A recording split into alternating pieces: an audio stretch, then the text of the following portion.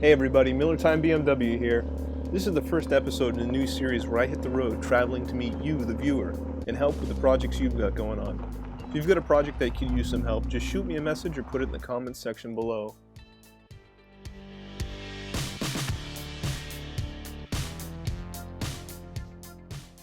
How you guys doing? This is Zach again. Today's do-it-yourself video. I'm here with Garrett, one of the viewers and one of my friends. He's just picked up recently a 1993 325 IS. Huge order that just came in from FCB Groton.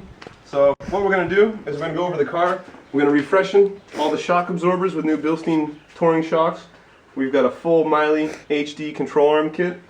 Of course, sway bar inlinks, rear trailing arm bushings. We got a really cool tool to show you how to pop those in and out real fast.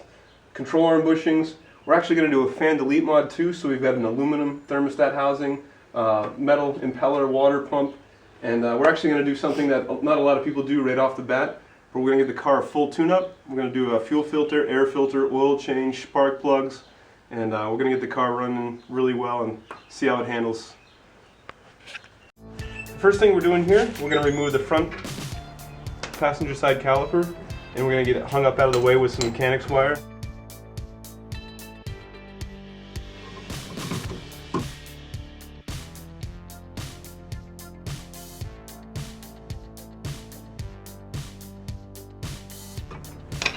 Okay, now with the last bolt out of the top of the strut, we're going to remove the steering knuckle and brake rotor all as one piece.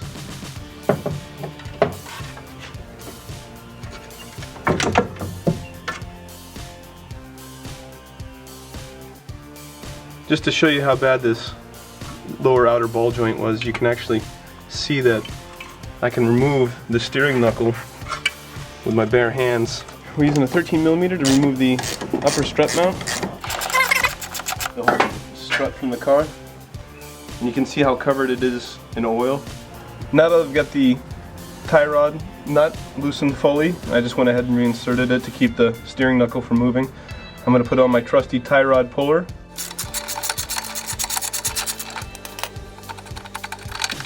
And now I'm going to remove the tie rod nut and the tie rod itself. Remove the upper portion of the sway bar end link using a 16mm socket and a 16mm wrench to hold it in place so it doesn't spin.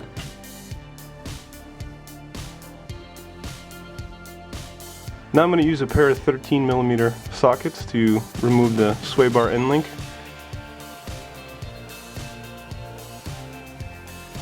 Then remove the 13mm bolt and remove the old sway bar end link.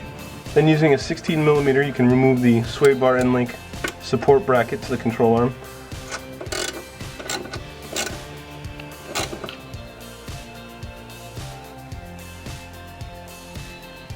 Remove the two retaining clips on the dust boot of the tie rod. And remove the dust boot itself off the steering rack.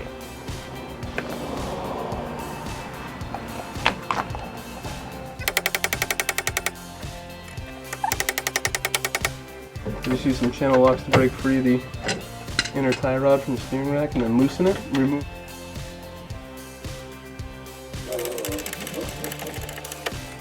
.22mm, able to loosen up the inner ball joint.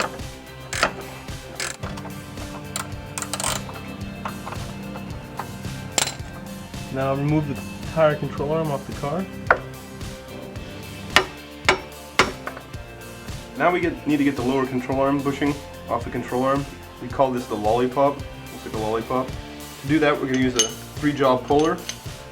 And to make sure that we're pulling this thing off straight, you want to use a tap and a hammer to strike the center so that this driver doesn't walk off to either side. So, like I said, just put it in the center.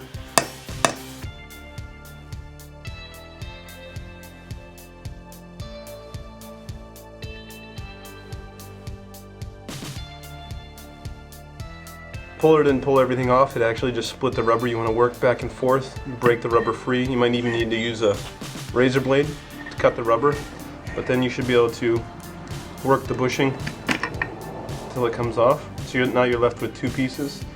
If you were going to reuse the control arm, you could reattach the puller and pull off this this center section, and then just replace the control arm bushing. But all we need to focus on now is the old bushing out of race.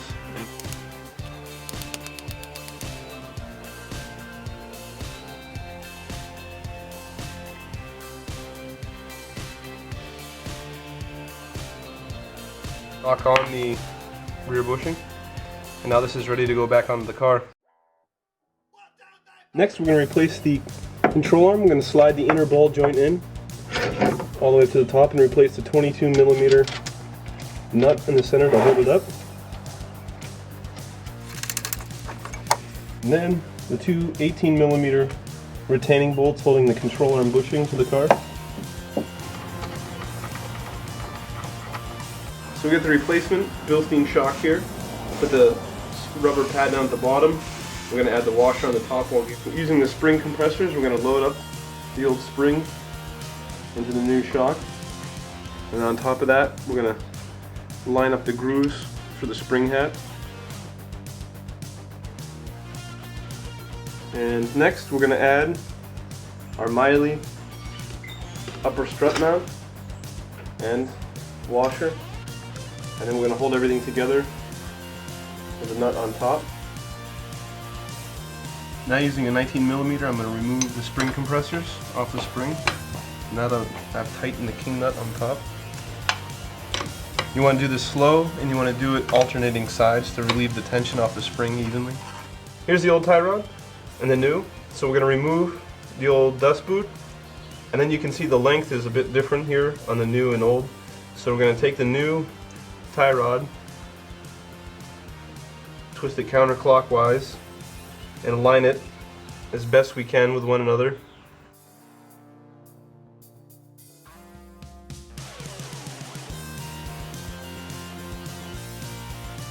I'm going to slide the new tie rod on the end of the steering rack, making sure that the lock washer is in place, and then I'm just going to thread it into place. Now I'm going to use a cool set of channel locks to tighten down the inner tie rod to the steering rack shaft. Finally, I'm going to install the dust boot back onto the steering rack housing. Just using a zip tie, I'm going to secure it in place. Cut off any excess.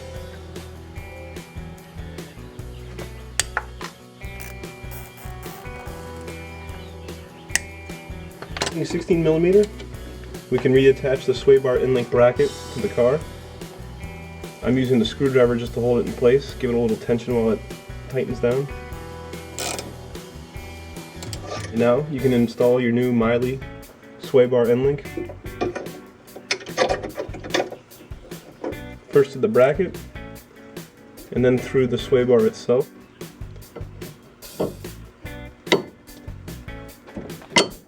And now we can go ahead and tighten everything up.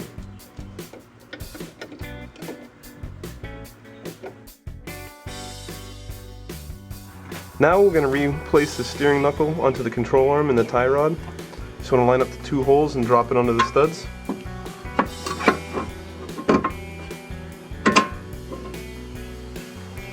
Then replace the nuts, the new nuts that come with the kit. Then you can tighten those down.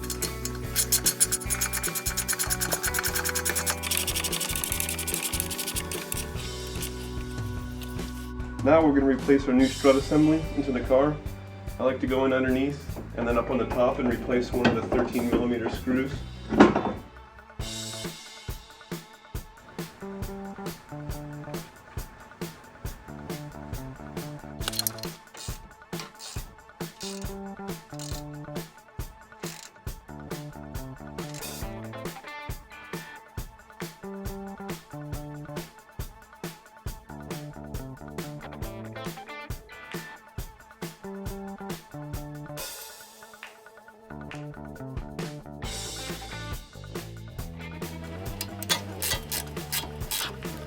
And you can use a 21 and 22mm to hold the tie rod and tighten down the retaining nut.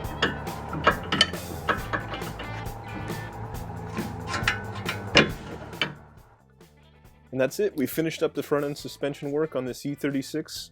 Click here in the upper right for the next video in the series. And as always, thanks for watching. If you haven't done so, click here to subscribe.